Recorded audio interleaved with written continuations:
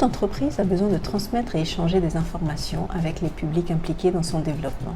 Les entreprises dans le domaine de l'énergie renouvelable ne font pas exception. C'est dans cette optique que le Millennium Challenge Compte Bénin 2 a organisé les 12 et 14 avril 2022 la seconde partie de l'atelier de communication pour les promoteurs bénéficiaires de sa facilité OCEF.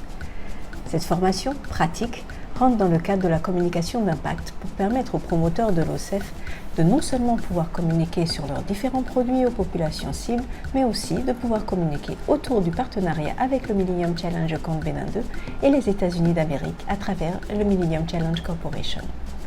Une première session en ligne avait été organisée le 15 février 2022 pour initier les promoteurs aux différents canaux de communication. La seconde session, très pratique, qui s'est tenue en présentiel au siège du MCA Bénin 2, fut scindée en deux, avec respectivement la participation de promoteurs des kits solaires et infrastructures publiques le mardi 12 avril et le jeudi 14 avril, ce fut au tour des promoteurs de mini-réseaux et efficacité énergétique. L'atelier a été animé par Mme Karine Baguili-Kérékou, directrice de la communication et des relations publiques du MCA Bénin 2, ainsi que Mme Laura Pargard, consultant en communication de développement auprès du MCC. Les promoteurs ont montré un réel intérêt autour de l'initiative. Ils ont pu exprimer leurs différentes préoccupations et sont désormais informés sur les différents langages pratiques à mettre en œuvre pour mieux communiquer autour des projets de la facilité OCEF du deuxième compact du Bénin. Je suis ici ce matin pour suivre l'activité l'atelier communication donné par le MCA Bénin 2 pour la mise en œuvre des projets mini-grid dans le cadre du projet OCEF.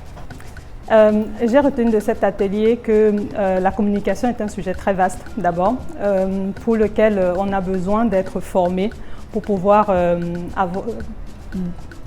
produire des contenus qui aient de l'impact, qui touchent les populations. J'ai retenu notamment 3 points. Le premier, c'est que pour pouvoir faire une communication efficace, il est important de pouvoir identifier sa cible.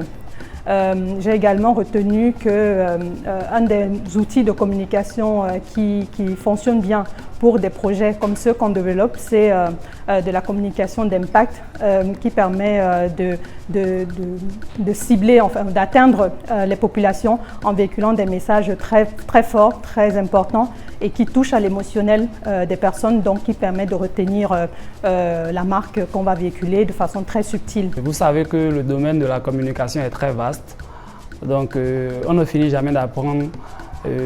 Il nous faut quand même ces genres d'ateliers pour nous mettre vraiment dans le bain de ce que nous faisons tous les jours. Nous avons appris par exemple à donner de la valeur à nos messages quand nous allons à la rencontre des populations cibles. Et il y a eu des techniques qu'on nous a montrées que j'ai personnellement aimées. Nous avons parlé par exemple du storytelling, de comment filmer des histoires et tout. Donc, du coup, nous avons passé carrément une matinée vraiment plaisante et j'ai aimé.